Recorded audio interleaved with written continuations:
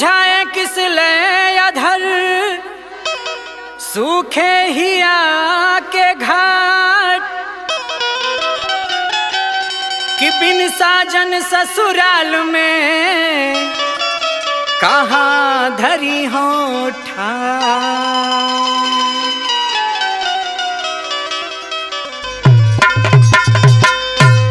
देखी एगो पत्नी के बिरह सावन के मौसम में कैसन तड़पतिया और कैसे कहतिया। कैसे कैसे अब न हमरा से हो खेला किसान पिया धौला राजधानी पिया ना। अब न हमरा से हो खेला किसान पिया धौला राजधानी पिया ना। अब न हमरा से हो खेला किसान पिया धौला राजधानी पिया ना। अब न हमरा से हो अब न हमरा से होई किसान पिया धौला राजधानी पिया ना। अब न हमरा से होई किसान पिया धौला राजधानी पिया ना।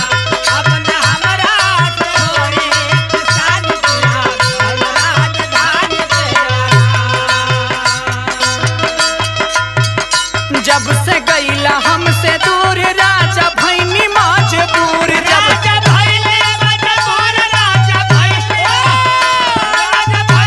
मजबूर राजा भैले मजबूर। मोर जिंदगी ना हो मोर जिंदगी भइल बा पानी पानी पिया धौला राजधानी पिया ना। मोर जिंदगी भइल बा पानी पानी पिया धौला राजधानी पिया। मोर जिंदगी भइल बा पानी पानी पिया धौला राजधानी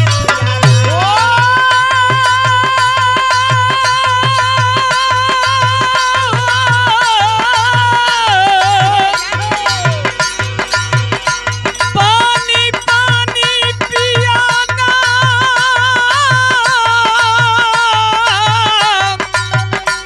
पानी पानी पिया हो मोर जिंदगी भइल बा पानी पानी पिया धौला राजधानी पिया। मोर जिंदगी भइल बा पानी पानी पिया धौला राजधानी पिया। और औरतिया कैसे कहतिया। कैसे कैसे रोज धैले बाबू खार घर आवा सरकार।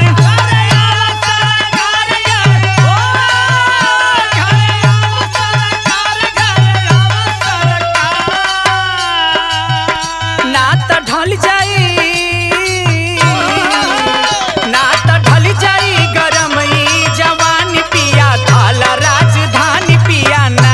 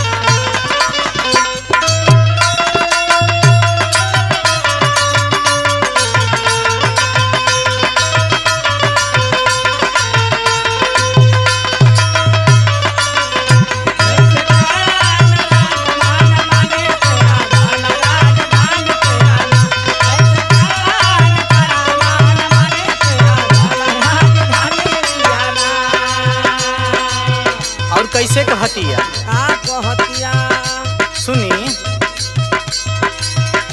जिया भइल बेकरार सुना रसिया